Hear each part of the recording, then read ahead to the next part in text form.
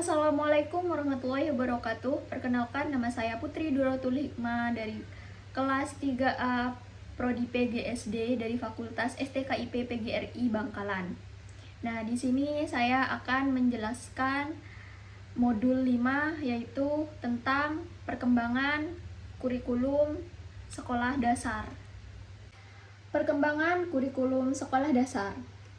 Perkembangan kurikulum sekolah dasar di Indonesia yang mencakup karakteristik dan orientasi kurikulum sebelum tahun 1968 sampai dengan 2004. Pada masa sebelum datangnya orang-orang Eropa ke Indonesia, Portugis dan Belanda, sebenarnya sudah ada lembaga-lembaga pendidikan yang didirikan oleh lembaga-lembaga keagamaan, terutama Hindu dan Buddha. Tentu saja mata pelajaran yang diajarkan lebih berorientasi kepada pengembangan agama. Orang-orang Eropa tersebut tidak begitu memperhatikan masalah pendidikan, sebab kedatangannya hanya untuk berdagang dan mencari keuntungan sebesar-besarnya. Perkembangan berikut, orang-orang Eropa tersebut selain berdagang juga memiliki misi menyebarluaskan agamanya. Akhirnya pada abad 17 mulai berdiri. Pada awal 20 muncul revolusi sosial dan industri di Eropa yang berpengaruh terhadap perluasan sekolah bagi putra-putri Indonesia. Jenis sekolah tersebut yaitu Europe Leisure School atau ELS untuk orang Eropa, juga orang Tionghoa dan Indonesia yang menurut undang-undang haknya disamakan dengan bangsa Eropa Holland Chinese School atau HCS.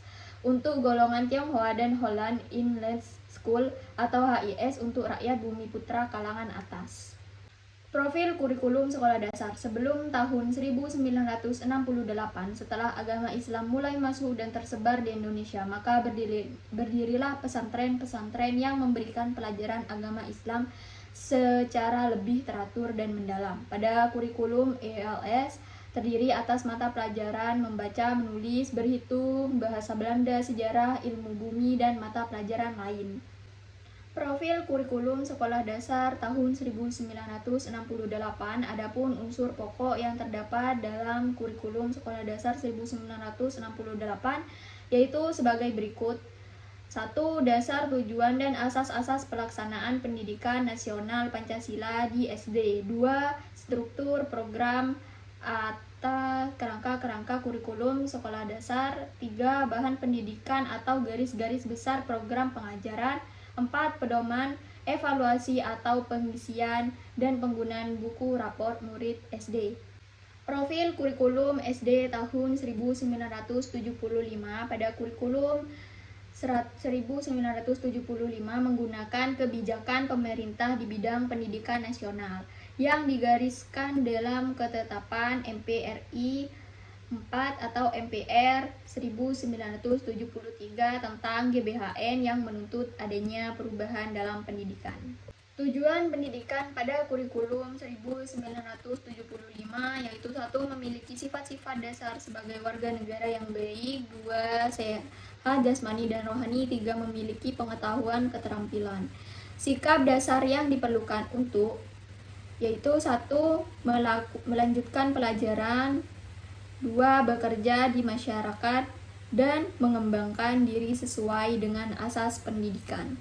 Kurikulum sekolah dasar tahun 1984 sampai dengan tahun 2004 yaitu A. Kurikulum sekolah dasar 1984 Keputusan Menteri Pendidikan dan Kebudayaan nomor 0461-U-1983 tentang perbaikan kurikulum pendidikan, maka untuk tingkat sekolah dasar diberlakukan penggunaan kurikulum baru, yaitu kurikulum tahun 1984.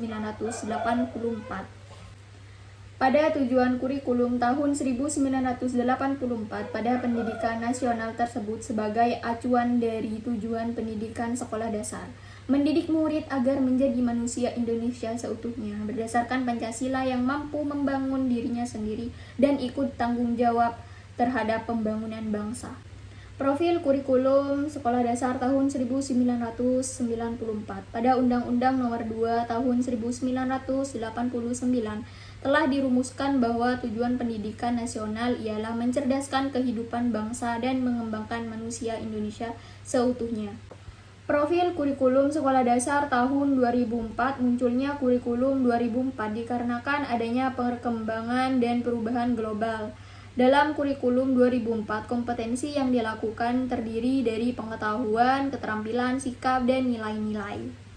Cukup sekian penjelasan materi dari saya tentang modul 5, yaitu perkembangan kurikulum sekolah dasar. Kurang lebih saya mohon maaf. Wassalamualaikum warahmatullahi wabarakatuh.